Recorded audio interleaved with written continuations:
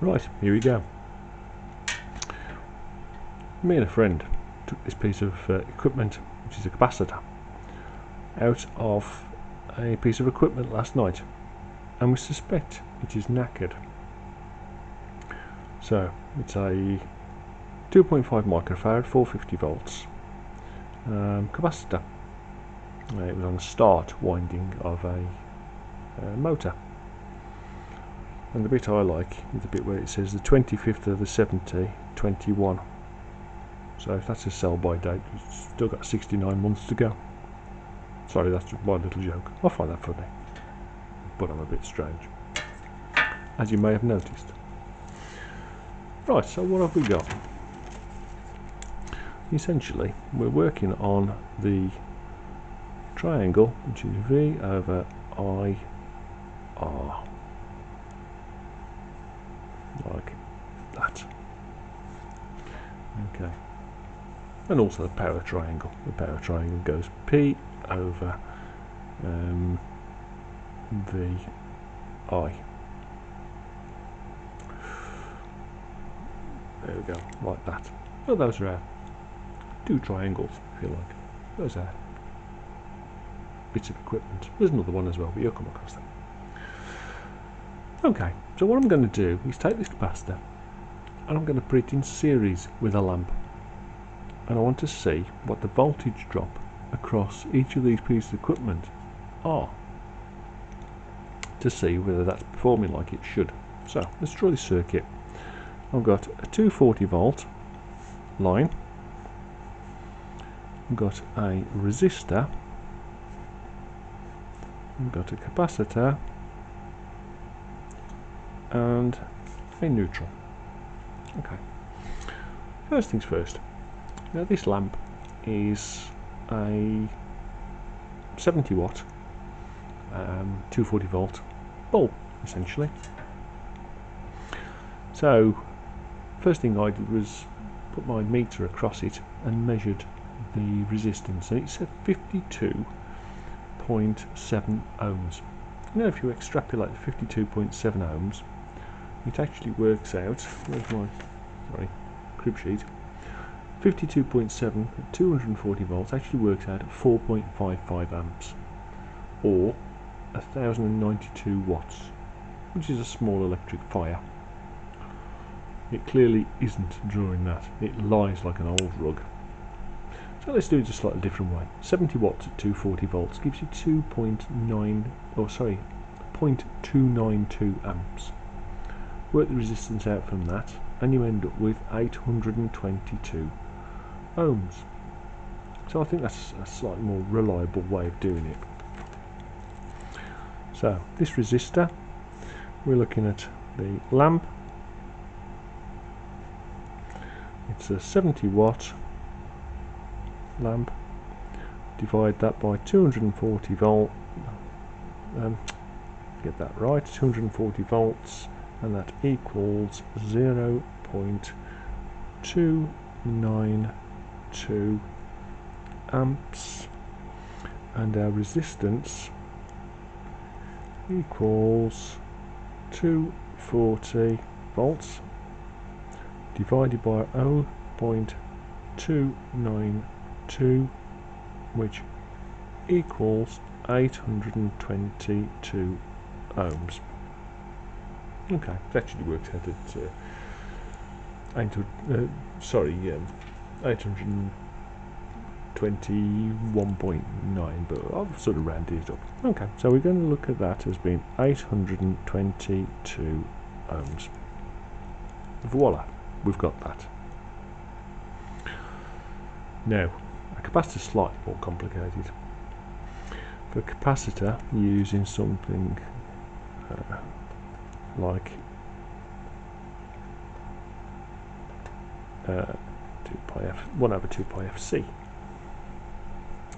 whereas 2 is 2, pi is 3.142, f is the frequency, which is 50 hertz in this case, and c is our capacitor, which is 2.5 microfarads. So let's look at that. So I'm going to looking at the capacitor, is 1 over 2 pi fc, which equals, well, 2 pi times 50 times, now we're looking at farads, not microfarads, so 2.5 microfarads is actually 0.00000025.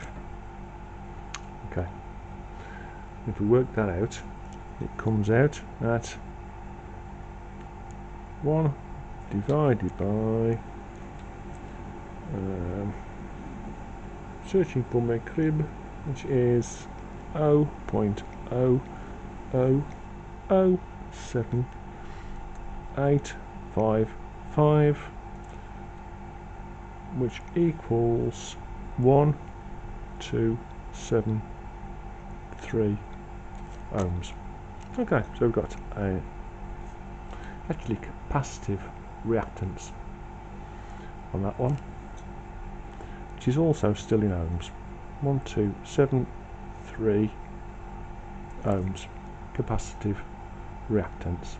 We need to work out the current in this branch.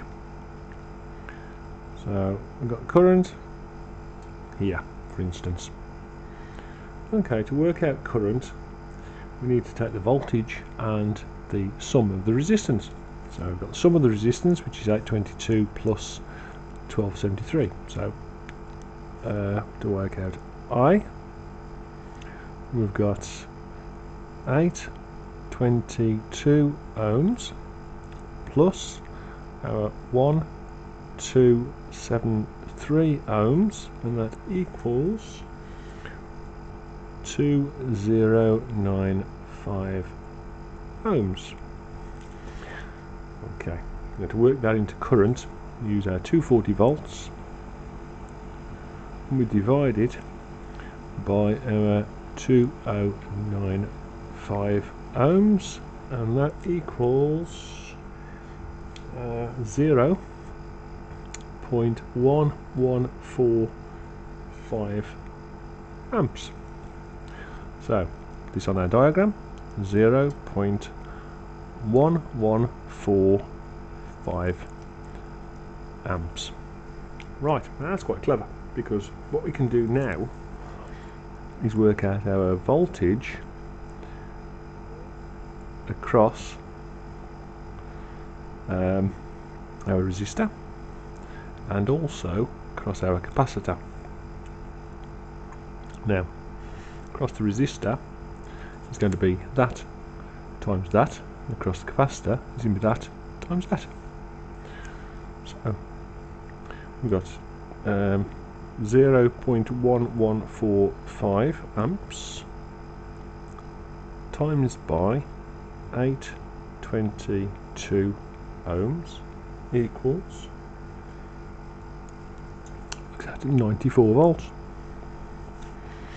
Across our capacitor we've got 0.1145 amps times 1273 ohms, and that equals 145. Well, I've got 0.7 volts there. Add those two together, you end up with about 140 volts, 240 volts, or something similar. Not far away anyway, about 139.7 I think it was. So, to add those onto our drawing, we've got a voltage across here,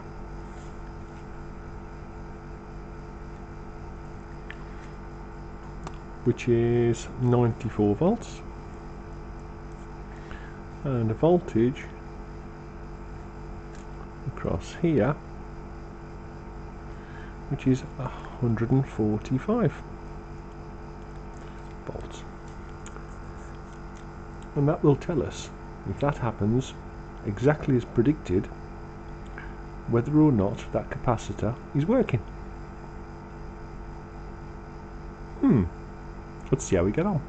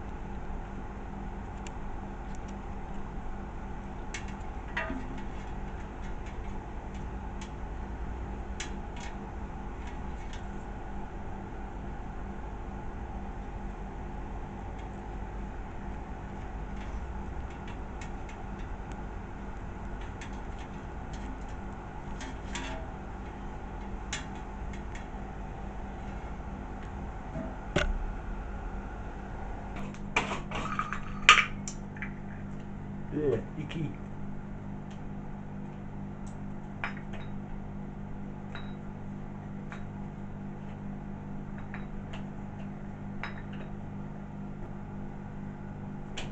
$241 volts.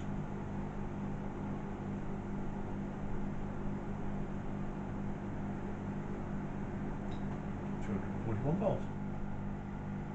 Okay, interesting. But yeah, it was interesting because I was expecting something, not nothing.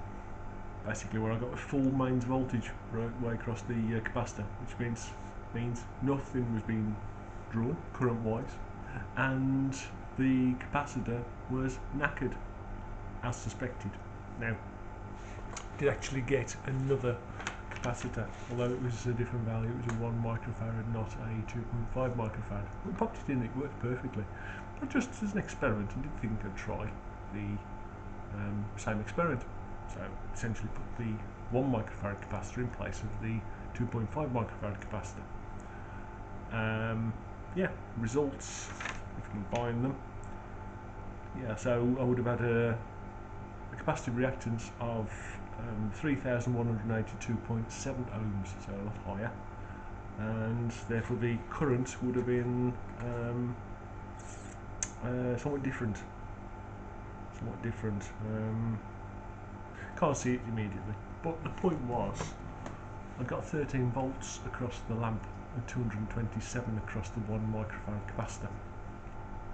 And that's basically telling me that A, there was current being drawn, and B, there was potential divider going on. It actually tells me more about the conditions of the lamp rather than the conditions of the capacitor. So, all in all, it proved the point. So, we got there. Oh, and by the way, just a quick safety notice. Do not try this at home. Despite appearances, I am actually a trained professional. I can see your confusion, but do not, I'm telling you, do not try this at home. You may die. Have a good day out. Enjoy your day. See you soon. Bye.